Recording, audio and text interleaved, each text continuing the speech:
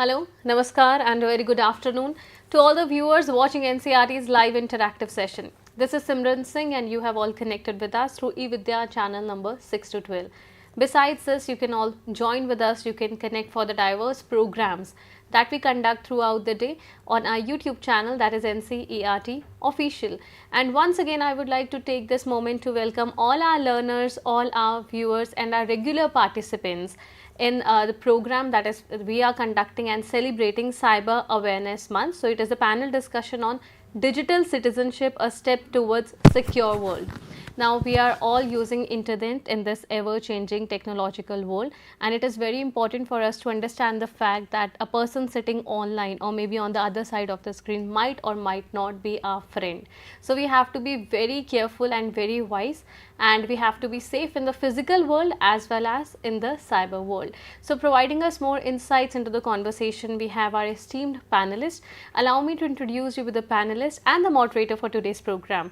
In the conversation here in studio, we have with us Dr. Rizaul Kareem, Assistant Professor from CIET-NCERT. Namaskar, sir.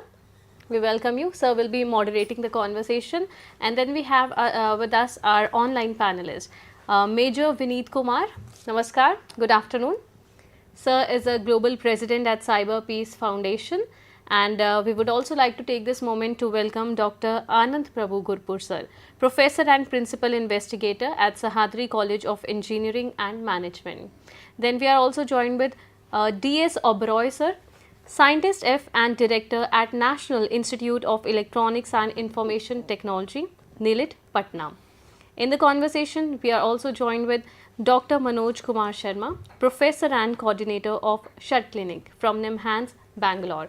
A very warm welcome to all the panelists who have connected with us and will be providing their insightful information in this conversation. Let me also apprise our viewers that 2023, this year, it marks 20 years of Cybersecurity Awareness Month, which is being celebrated every year in the month of October, and CIET-NCERT's initiatives have been pivotal in achieving this primarily through raising awareness regarding cyber safety and cyber security. Viewers, in this live session, if you have any of the queries, then feel free to connect with us through the contact number flashing on our screens, that's 8800440559. Besides, you can always reach out to us through the mail ID flashing on your screens for these particular programs, and also for cyber safety programs we have a specific mail ID. We can also flash that on the screens. For any doubts, you can reach out to us at training.helpdesk@ciet.nic.in. So, without further delay, let's begin the conversation as we all celebrating the Cyber Awareness Month. So, let's quickly start the conversation, and in the first place, sir, I request you to introduce the program and initiate this discussion for all of us. Thank you, Simran. Good afternoon, viewers. Welcome to this wonderful session of an hour, and I am very excited to share with you that we have got a very wonderful group of 4 learned speakers who are going to talk on different aspects of cyber safety and cyber security. So, as Simran has already mentioned, we are celebrating 20 years of cyber security awareness, and we celebrate the month of October for this purpose, right.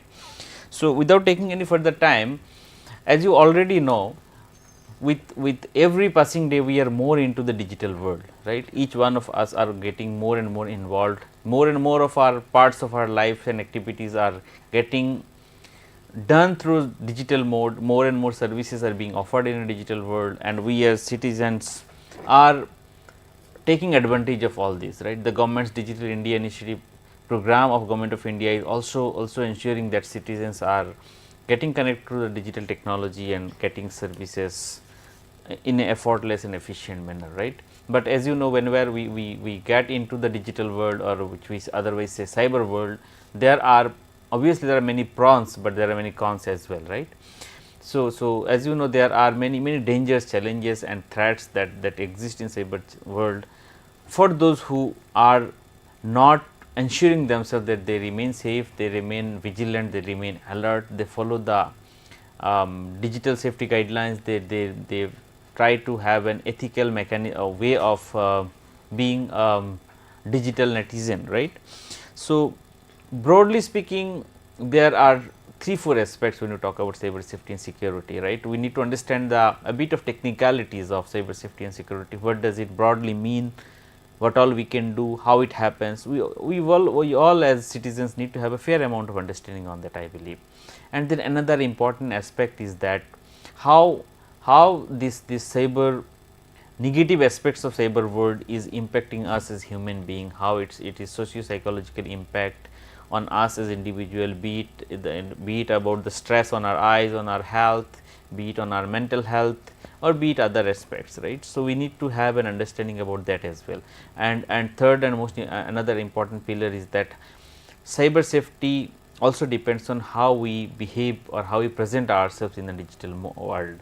Are we following the safety norms? Are we able to abstain from getting lured to those attracted posts or clicks or calls and offers, right. So, to discuss more on various these aspects, as I said, we have a wonderful set of panelists here today, and to start with I would like to invite Dr. D.S. Oberoi, scientist, director NIL Patna, and I request him to give a brief overview of cyber safety and security, touching upon a bit technicalities on it. And since it is an hour-long session, so I will request all my panelists to respect the time of around 5 to 7 minutes for each of them. So, with that I invite Dr. D.S. Oberoi, sir. Thank you very much. It's indeed a pleasure and honor to be hosted along with other experts. If we look today, we are full of opportunities, and this is fueled by the emerging technologies. What we see around us, whether we say it's blockchain, drone technology, social media, etc., etc. The kind of access to the information we have today, and not through only books, it's through various medium, is just surpassing day by day, and it will keep on increasing leaps and bounds in coming years also. There will be no end to it. If we look today at rough statistics of India, we have 90 crore internet user, roughly 95 crores mobile phone users, and by 2025 we will be reaching roughly 1.1 billion smartphone users in India. Close to 70% of the population have access to smartphones today. The common point, if you look today at the internet access, is our mobile payment system, UPI. We call it by different names, but it is UPI. In September 2023, 10.5 billion transactions worth 15.8 trillion rupees. We are all watching World Cup, Cricket World Cup, eagerly waiting for India match. This is being streamed online through smart TVs, what we know commonly, what is our OTT, record viewerships, breaking records day by day. So we are living in a cyberspace where data is moving around us, and we've been using it traditionally for education and learning purposes, communication, email we used internet chat rooms, then entertainment seeked in. With cryptographic technology, advancement in cryptographic technologies, net banking became a norm, and now OTTs are ruling the cyberspace today. We have grown very fast in a very short span of time in India. Every corner of India is linked with the internet. I have traveled in remote areas in Bihar, Jharkhand, J&K. Each and every area is accessible through internet, and that's what is posing problem for us. I can say that the seepage of internet to the masses was so fast that we start using it in a little bit in uncontrolled way, without keeping checks and balances in places. I have seen it within my family, within near ones. We are clicking emails. Any SMS comes with a link, we just click it. And that's worrying some, because nobody of us was trained in a formal way or informal way also, by means of any expert lectures or as a subject. And there is where the problem has risen up. We are unknowingly becoming victims of scams, spreading of malware in the internet or the cyberspace way. Even the educated citizen have fallen to these traps. I know within my family, a person has, my close relation has lost 50,000 rupees through these scams. And I believe we are progressing, but the cybersecurity remains the top issue what India is facing today and will face in coming days. When we talk with students, when we talk with the staff members, our colleagues, are we educating our students and staff adequately? Why I'm using so many devices and how I plan to use them is a big question.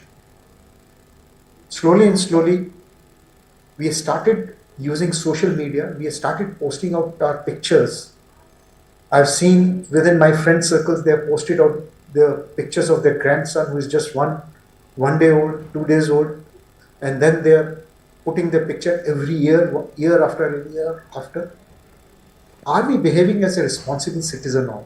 That's a big thing. And one definition was given by an author called Karen Mosbacher. One of the authors of Digital Citizenship, Internet Society and Participation. He said, the digital citizens are those who use the internet regularly and effectively. As we have progressed, so we said digital citizens is a person who uses the internet technology, of course, cyberspace which has internet, in order to engage in society, politics and government. And that's what we are looking. More and more usage is leading to further problems in the society. It's leading to copyright issues, health issues, which sir will take. But it has its positive points also. We are communicating, collaborating in a very fast way, where our efficiency is increasing day by day. But as we use internet as of now, at common masses, we are becoming part of scams. That is compromising our security. I am compromising my own security when I download a malware into my system, knowingly or unknowingly. Family security is at risk, which I told people are sharing their sons or grandsons or family members' photograph on social media. Nation security is at risk.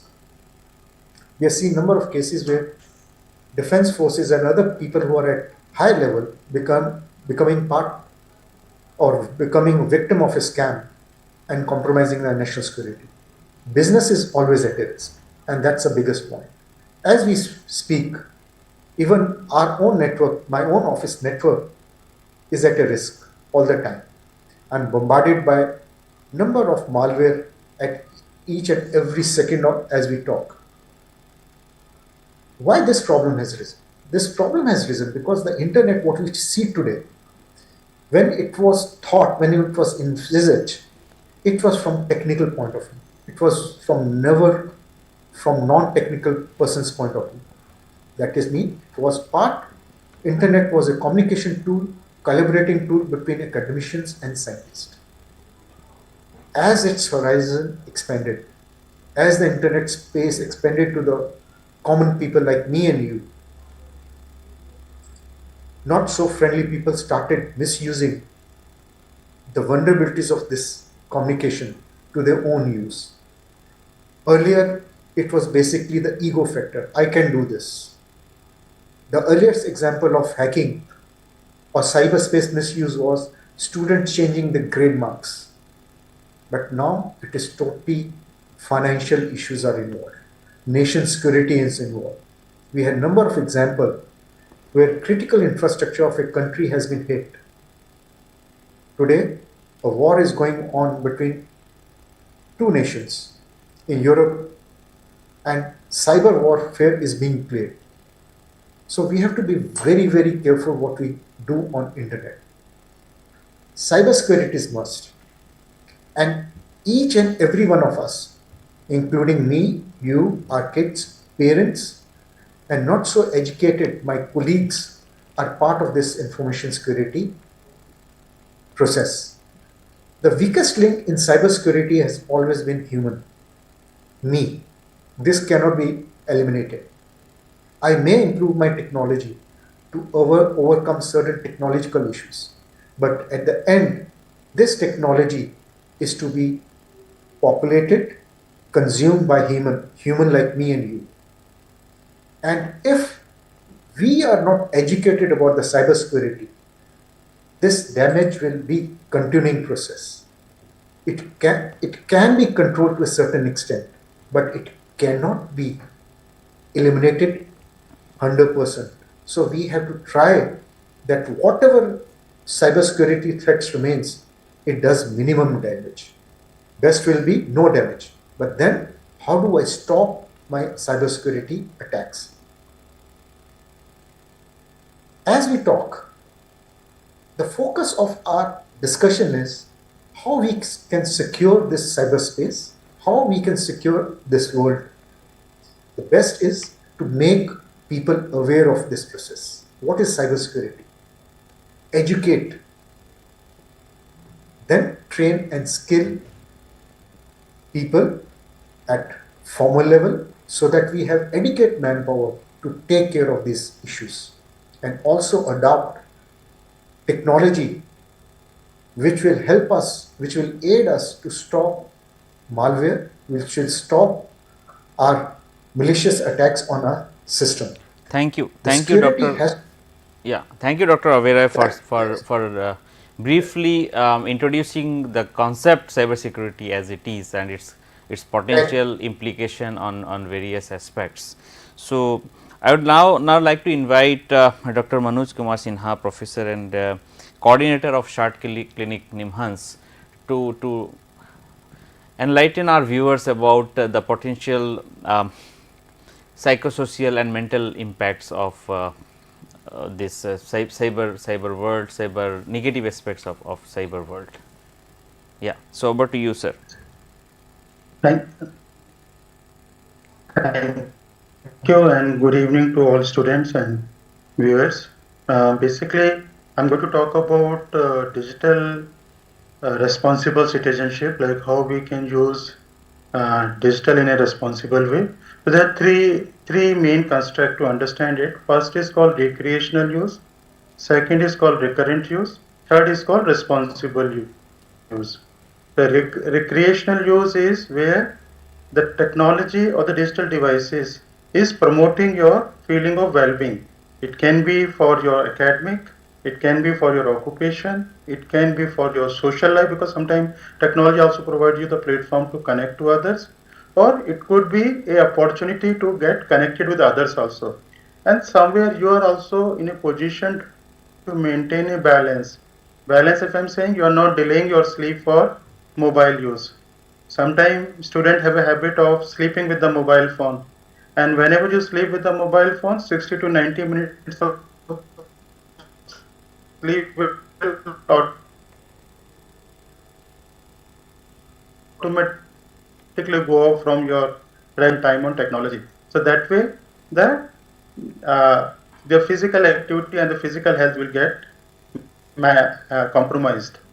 On the similar example, if I would say, the like let's take example of selfie. Selfie is a smartphone feature, but if I would say, if you are taking one or two selfie without reason, it's a recreational side. But if you are taking more than 4 to 5 selfie in a day without any reason, then it's a problem for us. So there is a fine line where it becomes recreational and when it goes toward recurrent use. So this is, till now we have understood the recreational side. So what are the factors which makes it recurrent use? Recurrent use start with 3A approach. One is accessibility. You always carry mobile phone in your pocket or mobile phone somewhere is with you. So whatever is accessible is going to be used more. Second is anonymity, because it provides you anonymous platforms. Whatever you are doing, you have a feeling that nobody can judge, nobody can see it, or it has become a personal activity. So that's become the second reason of excessive use. Third is acknowledgement. We get a lot of acknowledgement. Once you send any message, you will get a lot of thumbs up, you will get a lot of likes, and that's why people are worried. I'm not getting likes, I'm not getting thumbs up and other things. So these 3A are the reasons for excessive use of technology.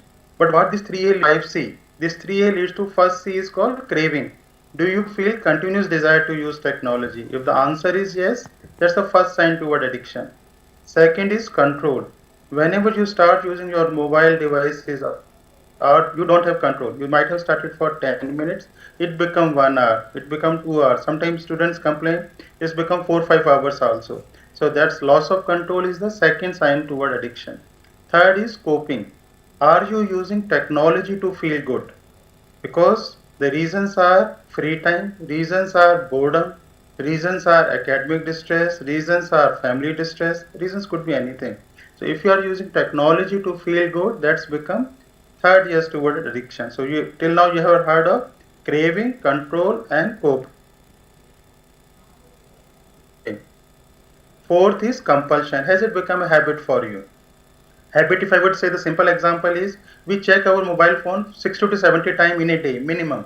And if you check every time your mobile phone devote 2 to 3 minutes, automatically 100 to 200 minutes will go off from your daily active schedule. So that is shows compulsive use. Fourth is consequences. Could be fatigueness, it could be exhaustion. Second is social life. Parents say child doesn't come out from the room. Child also feel there is no point of going out from the room. Let's spend the time with the screen. Physical activity is going down. There is no family communication happening, and sleep issues and appetite issues are also a concern. Because one of the family complained that my son doesn't take breakfast. The next question was what was the reason? Then they said my child wakes up by 2 p.m. only because he plays throughout the night, and that's why the sleep cycle got disturbed. So these are consequences. So out of 5C, if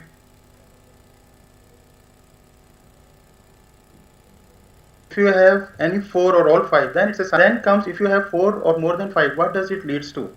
There are some symptoms which we all of us experience. Sometimes people who have excessive use also experience. One is called nomophobia. Nomophobia is no mobile fear. Can you be without hours? Most they feel it's their personal thing. We have to carry our mobile phone with us. So if you have anxiety while not carrying the mobile phone, that is also a sign of syndrome. Phantom vibration refers to pseudo vibration of mobile phone. Have you experienced that you feel like phone is vibrating, but when you check, there is no message, there is no notification. If that is happening with you frequently, that's a second sign of excessive use. Third is zero inbox syndrome. Do you have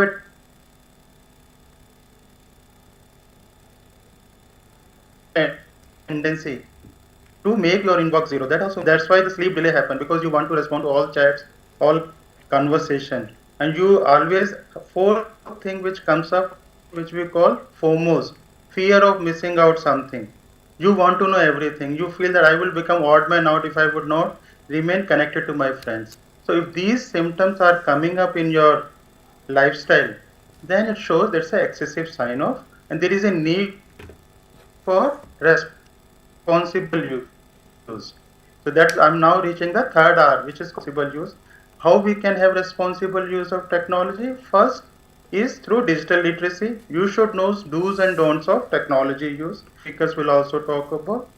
Second is digital hygiene. Digital hygiene refers to when I should take a break. So every 30 to 40 minutes of screen use is the signal to take a break.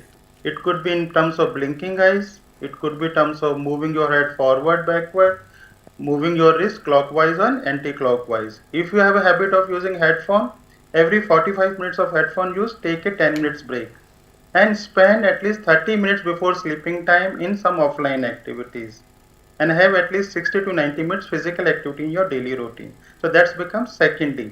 Third is digital leisure activity, which you have to reduce. Nowadays, all of us have a habit of experiencing pleasure through digital activity, so we have to reduce it. Last D is, which we recommend, is called digital fasting. Carry this message. We have to bring digital fasting in our lifestyle. At least 40 to 60 minutes. Try to spend in family context. Try to spend with friends and enjoy that experience without mobile phone. All these 4 Ds, digital literacy, decrease digital leisure activities, digital hygiene and digital fasting, will make you a responsible user of technology. Thank you. Thank you, Dr. Manoj, for very to the point highlighting the way we can follow, be it the 3 C's or the 5 A's, the way we can follow to ensure that we are not getting hooked or addicted to the all those things, and we can ourselves figure out whether we have those syndromes or not. So, thanks once again. So, moving forward, now we have Dr. Anand Prabhu Gurpur from Sahyadri College of Engineering and Management. So, I invite you to speak on ethical aspects of being in a cyber world. A very good evening to all of you.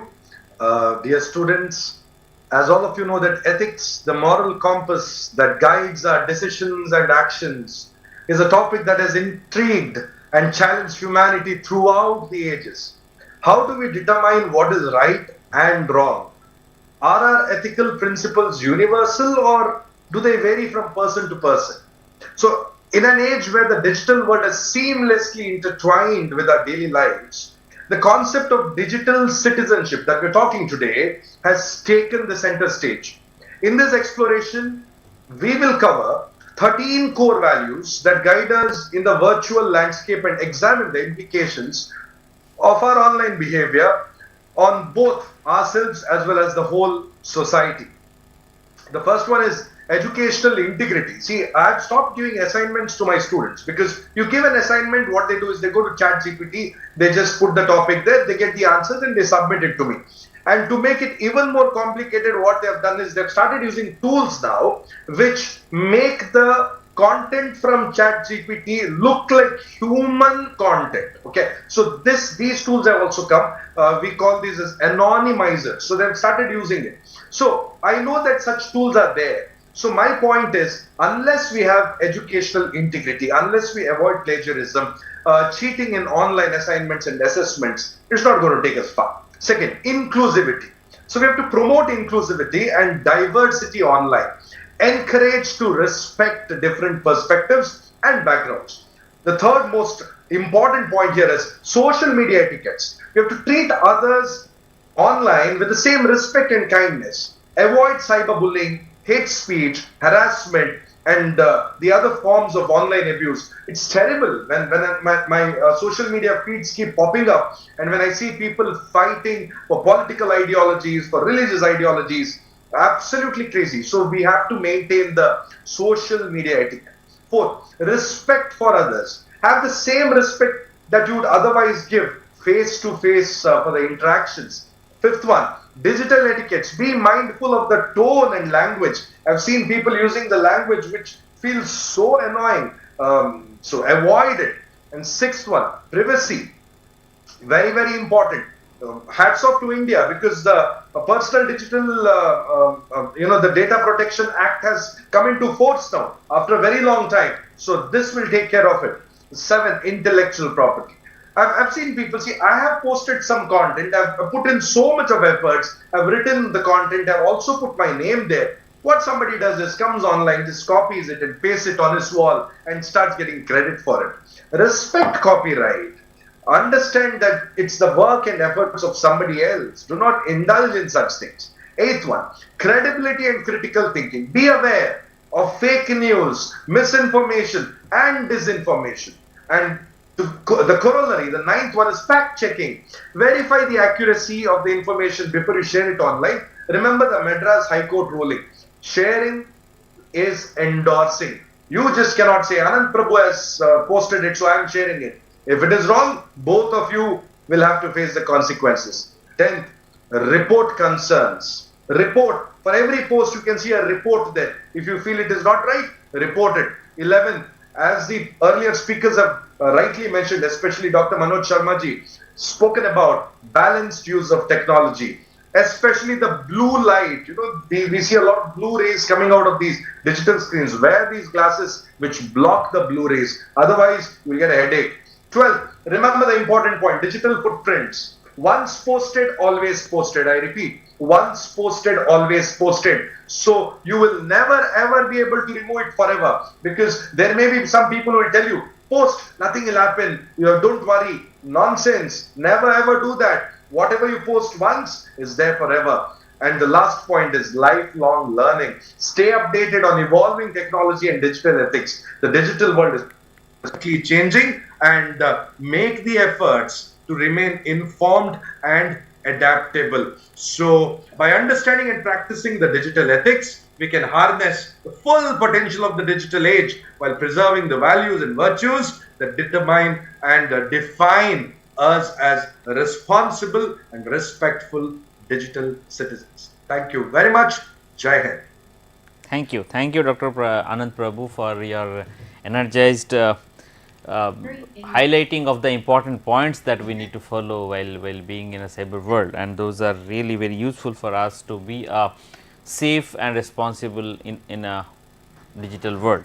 So, carrying forward the discussion, I would now like to invite my fourth panelist, Major Vinit Kumar, Global President, Cyber Peace Foundation, to discuss on way forward about cyber safety and security.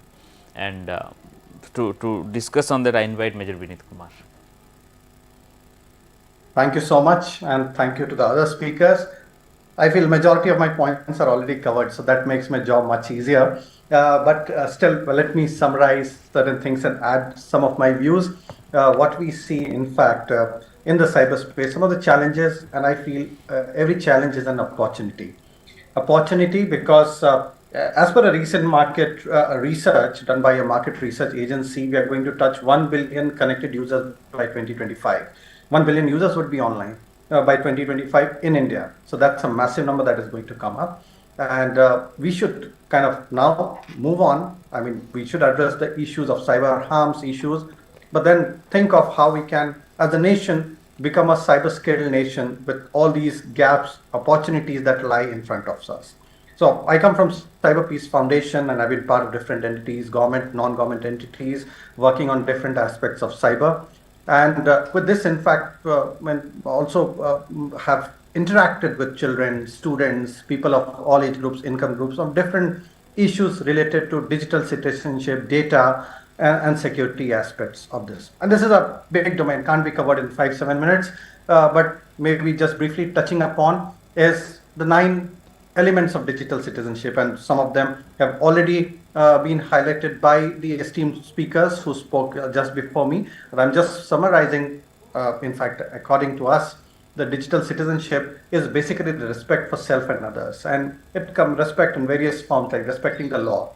And Dr. Prabhu just highlighted that we are one of the fortunate nations to have a digital data protection act, which kind of defends everyone, students, senior citizens, in fact, all income groups, all age groups, startups, MSMEs, all enterprises. Now, this is where we have the act in place.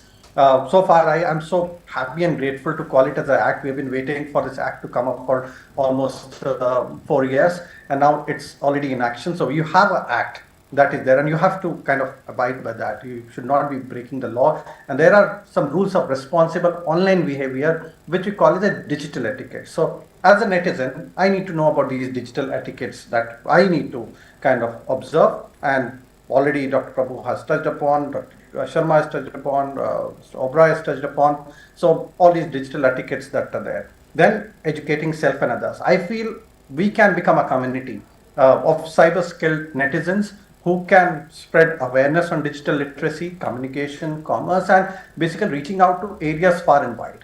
Now, cybersecurity, digital citizenship is a space which, in fact, I feel everybody has a role to play. It's not that the government can do everything alone. Everybody has to be a contributor to this one, because this is a shared space, and we all need to contribute to make the space, the cyberspace resilient, and to make the users, the students resilient to the number of attacks and crimes that target against them. I would be making a false statement if I say that there's something called as 100% security. There's nothing as 100% security. Crimes, attacks will keep on happening. It will keep on evolving. Maybe last year, this time, and I make the statement everywhere in forums also, last year, this time, ChatGPT didn't exist. And imagine now, this year, in fact, ChatGPT is a common word. Generative AI is a common word that everybody knows, and the entire society knows. So that's where, we should be aware about different rules, how technology can be used in a proper fashion to for the betterment of the mankind, and the same technology, how it can be misused. So we should be staying away from misusing the technology and come up as a community of responsible digital citizens who kind of come together to make the society resilient and safeguard the entire society at large. Protecting self and others, security, rights and responsibility is something that we should know. What are our rights? What are responsibilities? Health and wellness, Dr. Manoj touched upon. So all these 9 aspects that you see here makes you a digital citizen. And some principles to follow is you need to be empathetic, you need to be responsible online by being reasonable, by being empathetic and being respectful. And what would that mean? What would be reasonable mean? Is like we are from in the community, in fact, in the cyberspace now, we are surrounded by fake news, misinformation, disinformation around us. So we should be aware about the news that is there around us. And there are now issues related to deepfake. Again, a lot of technology, like I mentioned, technology is being misused. So deepfake is one of them, where it could be like the technology being misused to create an audio or a video of a known person or personality and making him or her do something that that person would never do. So you should know that there are technologies which can be abused to spread false news, rumors, and to spread kind of community unrest. You need to be empathetic, put yourself in the shoes of others. Why the other person saying what they are saying, and why are they behaving this way? So you need to have that empathy when you talk about being in the cyberspace. And finally, being respectful. The internet is not a value of a free world. So, I mean, and there are no free lunches also, you must understand. So if you see somebody getting a free iPhone or free giveaway, you should take a pause, because there could be some hidden agenda or intention behind it. Offline laws apply on online too. I mentioned about the DPDP Act. There are intermediary guidelines that the government has released, and the new Digital India Act is going to come soon. So that way we have those necessary laws and procedures that kind of protect you. And also one should know the boundaries. By crossing certain boundaries, you also come into a direct contact with the lawmakers and basically the law enforcement agencies. Be sensitive to local and national cultures. You need to be culturally sensitive as well, and go through the community standards guidelines that the platforms have. All these platforms today, whether you talk about big techs, any platform, they have community guidelines. So study them and know what is a responsible usage on that pattern, and never violate those particular guidelines. The data is, again, we are self-generating a lot of data, and one should know that once you chat also, you share a lot of information. A lot of background information also is shared with individuals, organization, entity, platforms. There are certain issues that I have already, the other speakers have covered, so I'll not go into the issues, but here there are issues targeting young people, there are issues targeting the entire society. But when it comes to cyber ethics, remember the basic rule. Do not do something in cyberspace that you would consider wrong or illegal in everyday life. That's the basic rule that one should follow. And if something goes wrong, there are reporting channels available. 1930 cybercrime.gov.in is something that as audience, as students, you need to remember that you can report. There are places where you can go and report and file a case. Go to the nearest police station. Every state now has cyber cell, district level cyber cells. So there are authorities who are there to kind of help you, and there are platforms again who are there to help you. So reporting on different platforms, and also sometimes if there is no help that you are getting, you can reach out to organizations like Cyber Peace, who can also help you in getting access or getting your case resolved. Take control of your online life, monitor your digital activities, set the boundaries, gadget-free mealtime, or Dr. Manoj has already highlighted, so I'll skip the others. Prioritize real-life relationship, digital detoxing, smart and predictive use of technology. And social media etiquette, the do's and don'ts, again, mindful, not careless, respond, not react. And Dr. Prabhu mentioned about sharing. You have to do a responsible sharing, so that you don't share anything that as a person, I mean, it spreads some kind of a false information or something that you should not be spreading. You're not sure about the source. You might be unknowingly spreading a false information, which again comes under the act, and you can be penalized for that action. Tolerance, not hate. Truth, not fake. Concern, not indifference. Accepting, not inflexible. Positive, not negative. And stop, think, and click. Think before you click. Think before you act. And for anything else, we are available for help. Thank you so much for your patient hearing. Over to you, please. Thank you. Yeah, thank you, Major Vineet. So, so as per the plan, we have had our panel discussion on all the 4 areas. Dr. Averoy had a wonderful introduction of the topic, like what cyber safety is, cyber security is, what are the concerns and implications. And then we had Dr. Manoj Kumar Sinha, professor from NIMHANS Bangalore. He wonderfully highlighted the try to draw the line where the flag areas where we should be able to figure out that when our daily use, routine use becomes problematic, when we should not be justifying that I am just using because I have a reason to use it, right. So, it has various implications on us, knowingly or unknowingly we can start becoming addictive to it, and we can fall victim to other related concerns, right. And then Dr. Anand Prabhu from Shahadri College of Engineering, he very much rightly highlighted to the point the various points that we need to follow, the ethical concerns, the copyright issues that we should not, and respect for others, respect for privacy, social media etiquettes, email etiquettes, and not to spam, not to harass others, not to have cyberbullying, right. And all the my co-panelists have rightly pointed out that the data protection and the act in place. So, now we should be also be very much careful that whatever we do online in cyber world can be considered under legal purview as well, right. So, we are all our behavior, or we should not be believed that whatever we are doing online is not visible to anybody. It is not like that. Whatever we do, and as they say, digital footprint is going to be there forever. Whatever you do, you may feel like I have deleted it, I have erased it, but as you know, all your comments, all your posts, all your like, dislike, and all your forwards are going to be there. And then, as we know, there are so much of, we are living into the world where so many false information, fake information, and deep fake informations are there, right. So, we need to be careful, and it is not easy, to be honest. It is not easy to even figure out what is fake news, what is deep fake news, because the potential people who are trying to do it, ill intended people, they try to present it in such a way that for a common citizen it is very difficult to figure out what is correct, what is incorrect, right.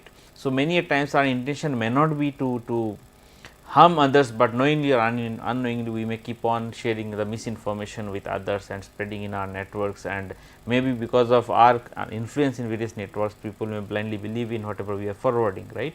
So, we need to be doubly confident, doubly confident of before, and try to verify before sharing anything through social media, right. And as the first speaker very rightly said, we are living into an era of UPI where so many financial transactions are happening on a daily basis. So, we need to be very much careful while before sharing our OTPs or responding to any calls, somebody pretending to be calling from some organization, some bank, coming up with offers or threatening that unless you solve this issue or do this mapping or share this OTP, your this service is going to stop, your PAN card is going to stop, or your other accounts are going to stop. So, please cross check, please try to cross check. And a responsible digital behavior is a thing that comes through practice only. It does not come one day. There is no thumb rule that can be, because this cyber pranksters are always on the run, always on trying to evolve new mechanisms to dupe people, or to fraudsters are always on the run. They are always trying to evolve with newer and evolving mechanism to cheat people, right.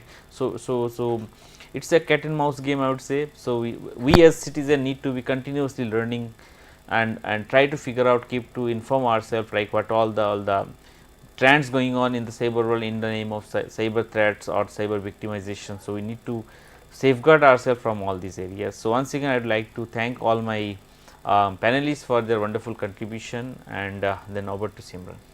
Thank you so much, sir, for moderating it so well, and at the same time we can say that cyber awareness is very important, but precaution or prevention is always better than cure, because in this digital age, of course, we rely a lot on technology, on the positive aspects of technology, but still it has got certain ethical consideration, the negative impacts that we need to be very careful about.